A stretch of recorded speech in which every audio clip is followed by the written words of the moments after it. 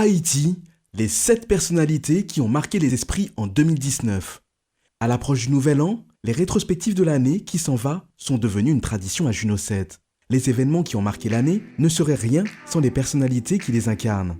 Afin de mettre à l'honneur ceux et celles qui ont marqué l'année 2019 en Haïti, la rédaction de Juno 7 a sélectionné 7 visages, 7 personnalités, sans qui ces événements n'auraient pu avoir lieu. Mano Beats. Emmanuel Pierre, plus connu sous le nom de Mano Beats, a choisi l'année 2019 pour briller et exporter la marque d'Haïti hors de nos frontières. Avec son titre Hakuna, le beatmaker national a été sacré Best African Act in the Diaspora et Best Artist in African Electro lors des All African Music Awards 2019 au Nigeria. Alors qu'il était en compétition avec des célébrités comme Mr Easy, David Guetta, Black Coffee, Maître Gims ou encore Aya Nakamura, Mano Beats a prouvé au monde, à l'instar de d'autres compatriotes, qu'Haïti est une terre bourrée de talent et de potentiel. Jovenel Moïse. Jovenel Moïse a certes été élu depuis 2016, mais l'année 2019 aura été la sienne, compte tenu du fait qu'il s'est accroché au pouvoir malgré les mouvements de protestation auxquels il a dû faire face. Loin de nous l'idée que Jovenel Moïse ait marqué cette année positivement. Plusieurs rapports, dont celui de la Cour des comptes, l'ont indexé pour corruption. Plusieurs organisations de défense des droits et de la société civile l'ont accusé d'utiliser la répression contre la population. Politiques, artistes, militants, chrétiens, vaudouisants, écoliers ont foulé le macadam afin de le contraindre à quitter le pouvoir. Malgré la paralysie totale des activités sur le territoire national, Pays Loc, celui qu'on surnomme Nek Banana aura résisté aux assauts, soutenus selon certains par les États-Unis. La récompense d'une trahison envers le Venezuela et Haïti en janvier 2019 à l'OEA. Le 58e président de la République ne s'est pas contenté de subir les événements en 2019. Il a mis en difficulté certaines familles détentrices de contrats d'énergie depuis des décennies. Rosemilla Petit Frère Saint-Ville. Rosemilla, ou la femme qui n'a pas peur de regarder le diable dans les yeux. Son franc-parler et son courage en fait l'une des femmes les plus remarquables sur la scène politique en Haïti au cours de l'année 2019. Qui ne se rappelle pas de son poignant discours lors du 216e anniversaire du bicolore à l'Arcahaie? La mairesse avait rappelé aux locataires du Palais National, connu pour ses promesses qu'il n'avait jamais honorées, que sa mission était alors d'apporter des solutions, de l'espoir, et non de continuer à multiplier ses promesses.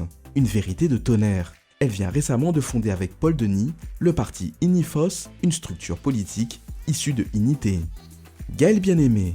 Rares sont les internautes haïtiens qui n'ont pas encore fait la connaissance de En Riant, l'émission humoristique animée par Gaël Bien-Aimé depuis 2018 sur Aibo Post.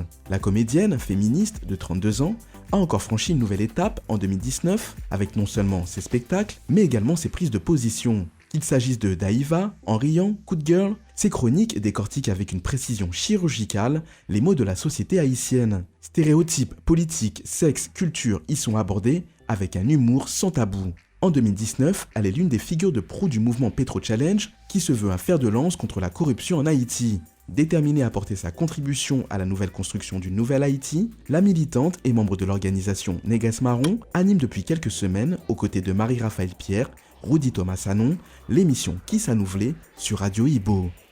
Pascal Adrien, Georges-Émile Jean-Baptiste. La politique n'est pas la seule tasse de thé de Pascal Adrien. Entre l'écriture et lui, c'est devenu une histoire d'amour.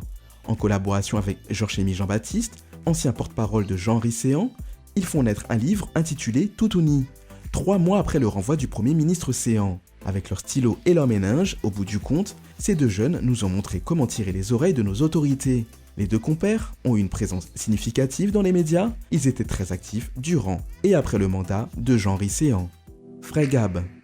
Ce n'était pas que du buzz, et oui, le chouchou du secteur évangélique, Pierre-Alain Gabriel, plus connu sous le nom de Frégab, a donné un concert durant l'année auquel tout le monde était curieux de participer. Un rendez-vous sans performance, mais qui laisse un sourire sur le visage de ses fans et ses proches. C'était le refrain populaire de 2019. Frégab marié, sur les réseaux sociaux, dans les rues. L'interprète de Moi Gagnon Lyon Cap Veillem a également marqué les esprits avec son mariage digne d'une star fin 2019. Ce n'est pas pour rien qu'il vient d'être couronné artiste masculin de l'année par Média l'Évangile. Il serait injuste d'oublier Ricardo Nelson qui a marqué les internautes à travers la réalisation d'une web-série intitulée Je suis enceinte, diffusée en mars 2019 à la fois sur Facebook, Instagram et YouTube. Le jeune comédien y interprète un homme marié qui d'un seul coup se retrouve avec 3 femmes enceintes. Et ce n'est pas tout, Ricardo Nelson a également reçu le trophée de créateur niveau argent sur YouTube. Il a dépassé la barre des 100 000 abonnés sur la plateforme.